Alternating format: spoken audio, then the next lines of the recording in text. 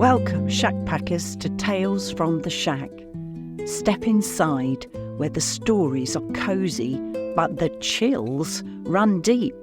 This week we bring you a short tale from the shack to ignite your imagination and possibly send a shiver down your spine. We're thrilled to have you join us, so grab your favourite brew, pull up a seat and swing that light, and let the magic of storytelling whisk you away.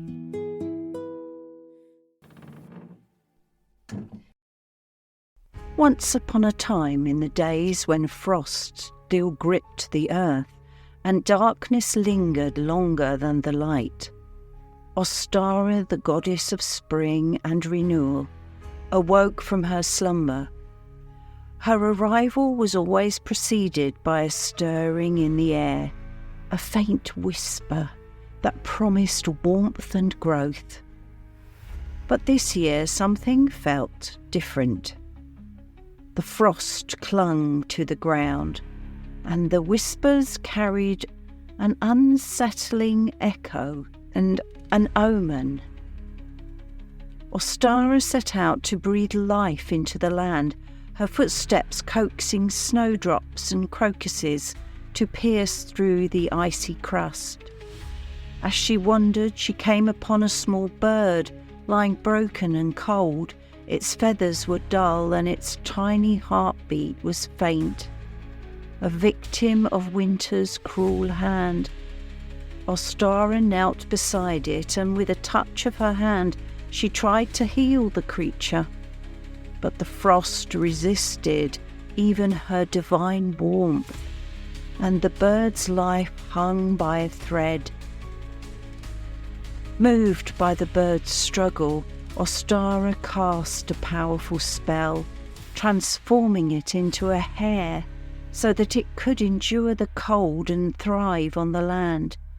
The hare, now full of vitality, hopped and leapt into light.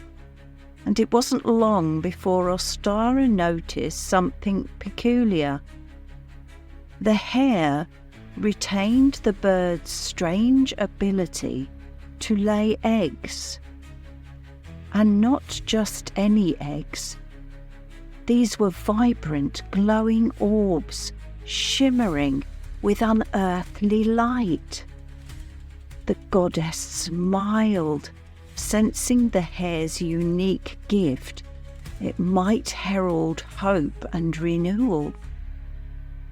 But as days turned to weeks, the glowing eggs began to draw attention, not all of it welcome. Shadows crept across the land as winter's chill refused to retreat. The villagers whispered of a malevolent force stirring deep in the forest. Something that did not welcome Ostara's touch. They called it the Keeper of Frost. A vengeful spirit determined to keep the world in eternal winter. One moonlit night, the hare laid a particularly radiant egg. Its light pierced through the gloom. It was so luminous that it attracted the attention of the Keeper of Frost.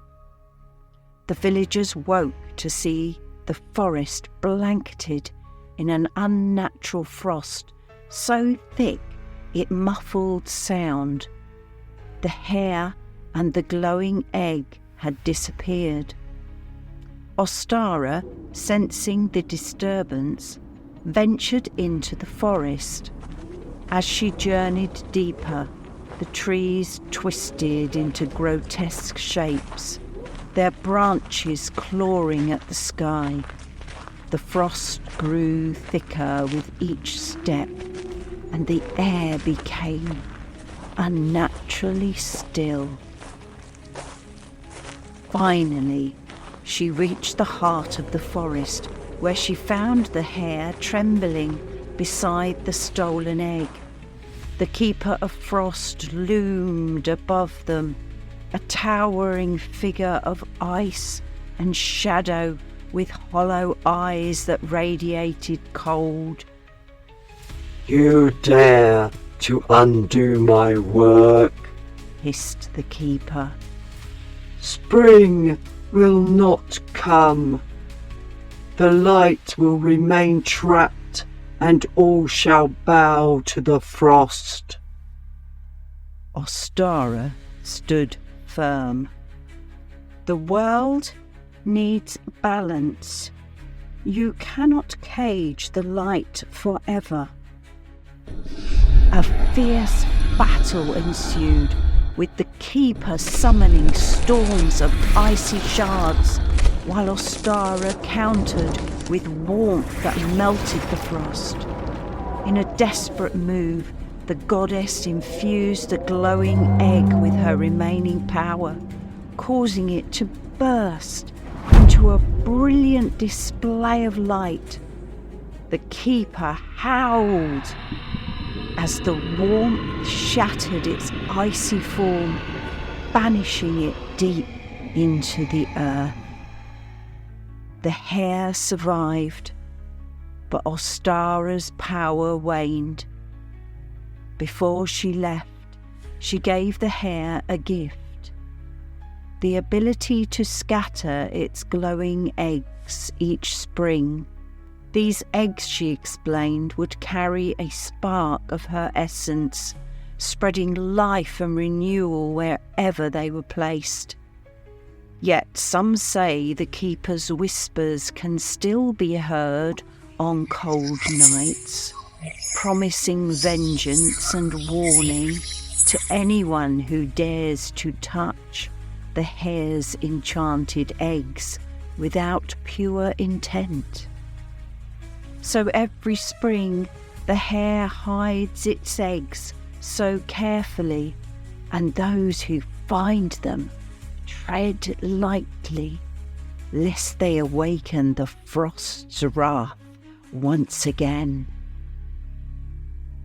Make sure you look for your eggs very carefully this year.